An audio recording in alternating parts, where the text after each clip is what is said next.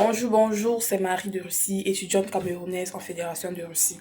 Bienvenue dans cette nouvelle vidéo dans laquelle je vais vous parler des frais, des dépenses que vous allez faire ici en Russie, une fois sur le territoire russe. Mais des dépenses que l'on ne parle, on ne parle généralement pas beaucoup sur Internet, mais que beaucoup, enfin que moi j'aurais aimé savoir avant de venir ici. Des trucs qui vont beaucoup vous aider à établir votre budget avant votre budget, c'est-à-dire l'argent que vous allez voyager avec, l'argent que vous aurez en poche et qui va vous servir pendant vos débuts ici en Fédération de Russie. Bon, si vous avez besoin d'un accompagnement pour venir en Russie, je vais laisser mon contact en description de la vidéo. Les admissions ont déjà commencé dans certaines universités pour la rentrée de septembre-octobre 2025. Surtout, n'hésitez pas à venir, on va gérer votre procédure, les prix sont très bons. Avec chacun avec son budget, on va pouvoir trouver une ville et une université qui va convenir. Donc, en première position, il y a les frais d'accueil à l'aéroport. Oui. C'est vrai que beaucoup n'en parlent pas souvent dans les vidéos, même pas dans les procédures. Généralement, vers la fin de la procédure, quand on te dit que bon, voilà, écoute, tu vas devoir payer les frais d'accueil à l'aéroport et tout. Et là, tu es mise devant le fait accompli, tu es un peu obligé de payer ça. Parce que oui, tu es obligé, sinon tu vas arriver à l'aéroport de Moscou qui va venir te chercher. Beaucoup de personnes pensent que c'est de l'arnaque, mais je vous dis non, ce n'est pas de l'arnaque. Vu que quand vous arrivez à Moscou, il faut bien que des gens viennent vous chercher et vous amènent dans la gare ou dans un autre aéroport de Moscou pour vous emmener dans votre ville si jamais vous ne restez pas à Moscou. Une fois que vous serez dans l'autre ville en question, il va falloir que d'autres personnes viennent vous chercher à la gare ou à l'aéroport pour vous conduire à la Pshigichi. La Pshigichi, c'est le foyer étudiant. Une fois que vous serez même à la Pshigichi, il y a des gens vous aurez besoin, pardon, des gens qui vont vous accompagner pour faire les visites médicales, pour faire votre enregistrement à l'université, pour aller à l'assurance maladie, pour aller créer votre compte bancaire, pour vous montrer un peu les coins de la ville, comment ça se passe. En fait, vous aurez un peu besoin d'un guide. Et bien sûr, toutes ces personnes, ça ne sera pas du tout gratuit. Donc, quand on parle un peu d'accueil à l'aéroport, c'est un peu tout ça que ça englobe. Mais c'est vrai que ça ne coûte pas petit dans la mesure où vous n'allez pas payer un 25 ou bien un 30 000 francs CFA. Mais ce n'est pas non plus quelque chose qui est censé coûter très cher. Je ne vais pas vous donner un prix moyen, je ne vais pas vous donner un prix exact, mais il faut que vous sachiez que ça dépend des périodes en fait, parce que le transport ici, parce que ça dépend aussi du transport. Le transport ici à Moscou varie un peu en fonction des saisons. Vous allez voir peut-être le prix du taxi peut-être être, disons, plus ou moins cher en été par rapport en hiver qu'au printemps. Ça varie un peu en fonction des périodes et tout. Donc, donner un peu un prix par rapport à tout ça, c'est un peu compliqué. Mais je dois vous dire déjà qu'une personne qui va exagérer, qui va vous demander, qui va aller dans les 200 000 pour l'accueil à l'aéroport, c'est déjà de l'escroquerie. Donc, quand une personne vous donne le prix d'accueil à l'aéroport, si c'est un prix qui est vraiment ou vraiment, essayez un peu de diminuer. Parce que c'est vrai que ce n'est pas quelque chose qui est moins cher, mais ce n'est pas quand même censé être dans les 200 000, il ne faut pas exagérer. Maintenant, l'autre frais sera les frais de transport de Moscou pour votre ville. Souvent, certaines personnes incluent, de manière générale même, ce coût-là, le coût du transport est inclus dans le coût de l'accueil à l'aéroport, mais certaines personnes ne mélangent pas. C'est-à-dire que vous allez payer l'entrée à l'aéroport et l'accueil à l'aéroport et quand vous allez arriver ici en Russie, on va vous demander encore de payer pour votre transport, pour votre ville. Donc, lorsque vous gérez votre procédure et que la personne, c'est venu le moment de parler des frais d'accueil à l'aéroport, euh, demandez à la personne si les frais d'accueil à l'aéroport incluent déjà le transport, les frais de transport pour votre ville pour éviter les mauvaises surprises. Une fois de plus, je ne vais pas vous donner le prix du transport pour les autres villes parce que ça dépend déjà de la ville en question. Ça va aussi dépendre de la période à laquelle vous êtes arrivé, en hiver, en été, au printemps, en automne. Ça va aussi dépendre du moyen de transport que vous allez choisir pour votre ville. Il y a les trains, il y a le bus, il y a l'avion, ça dépend de vous et de votre budget. Donc, ensuite, on va parler des ustensiles de cuisine. Bien sûr, vous allez arriver dans un pays, dans un nouveau pays où vous n'avez rien du tout. Et vous n'allez pas ramener non plus les ustensiles de l'Afrique, je pense. Donc, vous serez obligé de payer de nouveaux ustensiles de cuisine. Ça veut dire que ça n'est pas obligé d'être la totale, mais au moins le minimum de choses pour que vous soyez à l'aise pendant votre séjour ici. Pour vos débuts déjà. Donc, pour un pack de ces deux marmites, une poêle, des plats, des gobelets, des verres, la tasse et tout ça. On peut être dans les 6 ça dépend aussi des villes, mais on peut être dans les 6 000 roubles, 6 à 7 000 roubles. Ça doit faire quelque chose comme 50 000 francs, c'est faire quelque chose comme ça. On est dans les 6 à 7 000 roubles. Je pense qu'avec 6 ou 7 000 roubles, quelle que soit la ville où tu te trouves, tu peux trouver quand même quelque chose. Tu peux trouver des ustensiles qui vont t'aider dans tes débuts ici en Russie.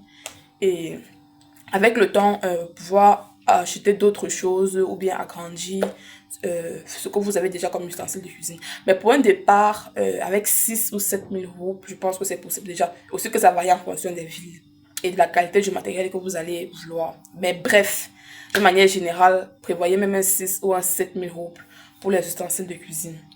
Maintenant, il y a aussi les vêtements d'hiver. Même si vous venez ici en été, prévoyez de l'argent pour les vêtements d'hiver. L'hiver commence en septembre, octobre. Prévoyez de l'argent pour les vêtements d'hiver. Les gens qui vont vouloir acheter les blousons depuis l'Afrique, on appelle ça les coups de cœur, les blousons d'hiver là.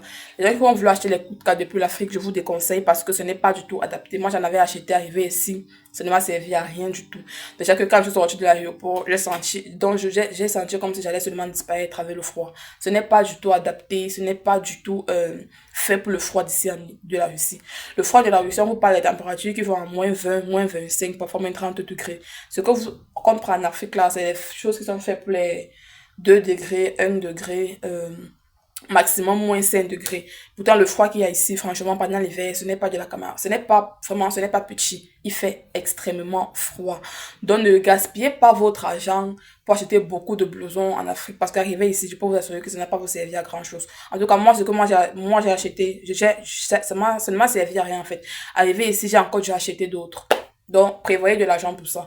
Mais ce que vous pouvez acheter en Afrique, ce sont les bonnets, les écharpes, les gants, les gants des mains là, les écharpes, les bonnets, également les chaussettes. Il y a souvent les grosses chaussettes qu'on vend là, pour les gens qui vont souvent dans les champs, ils ont souvent des grosses chaussettes pour éviter les piqûres des insectes là, oui, vraiment, prenez ça. Prenez aussi les chaussettes pour vos chaussures et tout.